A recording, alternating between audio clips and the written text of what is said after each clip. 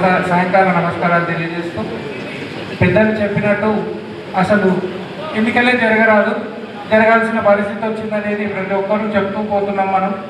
కాకపోతే ప్రతి సభ్యుడు ఇప్పుడు ఎలక్షన్ జరిగే విషయం లోపల ఎంత మదన పడుతున్నారనేది ప్రతి ఒక్కరికి తెలుస్తుంది. మామూలుగా ఎప్పటికీ వర్గం అనేది వేరువేరుగా ఉంటుండే, ఇప్పుడు ఒకటే వర్గంలో పోటీ రావడంతో ఎట్లా మదన పడుతున్నారంటే సభ్యులు ఇప్పుడు నాకు వినోద్ కావాలి, మురళి కావాలి, ఏం చేయాలి? అటువంటి పరిస్థితి చాలా మందికి ఉంది. కాకపోతే చెప్పలేకపోతున్నారు. అసలు ఐక్యత అనేది ఎట్లా ఉంటుంది అనేది చూపించాలనేది మనమే ఆరోగ్యంతో ఉన్న ఐక్యత చూపిద్దామనే తపన కూడా ఖాళీ నిన్న ఒకటే మాట చెప్పా. ఈరోజు ఎన్నికలు మనంతకు మనం తీసుకొని వచ్చి ఈరోజు రోడ్ల మీద తిరగాల్సిన పరిస్థితి వచ్చిందని ఒక మాట చెప్పేసరికి ఎన్నో రకాలుగా దాన్ని వక్రీకరిస్తున్నారు. కాకపోతే ఒక పోటీ అనేది 2 సంవత్సరాలకు వచ్చి పదవి అలంకరించేదానికే ఇంతగా వ్యక్తులను, స్నేహితులను, బంధువులను, మిత్రులను కోల్పోవాల్సి వస్తుందంటే అసలు ఎలక్షన్సే ఎందుకు ఈ వ్యవస్థ వచ్చిందన్నంత బాధ అనిపించింది నిన్న నాకు.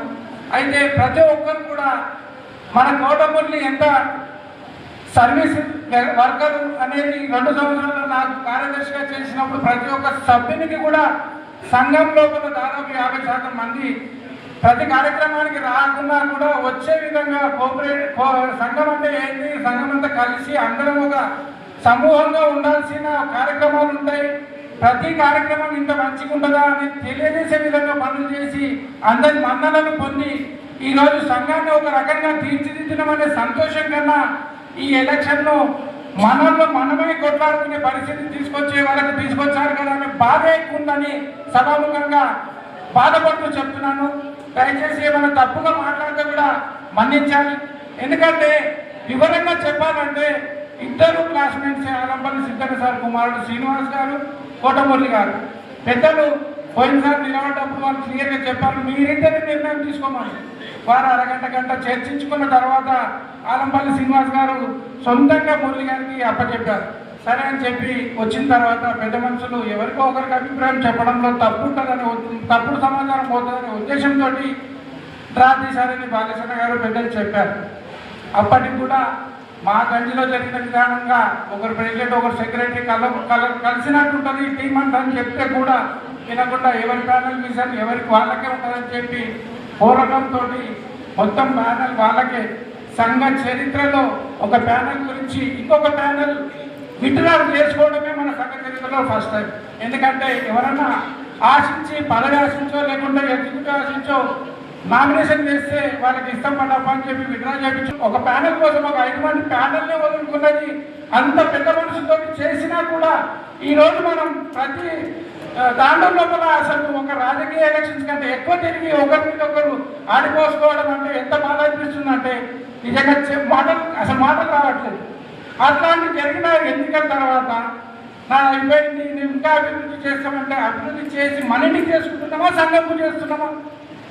అభివృద్ధి వచ్చేవారు కూడా చేస్తారు. ఎవరైనా ఇప్పుడు మా టైం లోపల కూడా 9 రూమ్లు కట్టినాం, దానికోసం ఇన్కమ్ వచ్చే చెప్పుకుని దాంట్లో తప్పులేదు కదా. కానీ ప్రతిదాన్ని వేరే రకంగా వ్యతిరేకంగా ఆలోచన చేయడం అది చాలా తప్పుగా అనిపిస్తుంది. దయచేసి ప్రతి సభ్యుడు నా ప్రాణ స్నేహితుడు కోటమురళి ప్యానల్ని తప్పక కనిపించి వాడు ఇంట్లో పని ఉంటే కూడా బయట సర్వీస్ చేద్దాము, తర్వాత ఇంటి పని చూద్దామని ఒకే ఒకడు వాడు ఎంత 90% నాకు నా పీరియడ్లో సక్సెస్ కావడానికి వాడు ఒక్కడే కారణం. అలాంటి మిత్రుల కోసం నేను ఈరోజు నిలబడితే కూడా దానికి విపరీత అర్థాలు తీసుకున్నారంటే అర్థమేమన్నా అన్నదమ్ములు కూడా చూసుకోలేని పరిస్థితి. ఈరోజు స్నేహం కంటే మించింది ఏముండదు ప్రపంచం లోపల. చాలా బాధ అనిపిస్తుంది.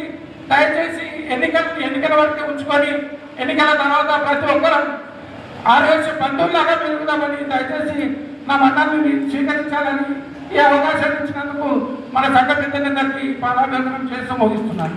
షేర్ చేయండి, కోసం ఛానల్ ని సబ్స్క్రైబ్ చేయండి. అలాగే ఇక్కడ ఉండే ఈ గంట సింబల్ ని క్లిక్ చేయండి.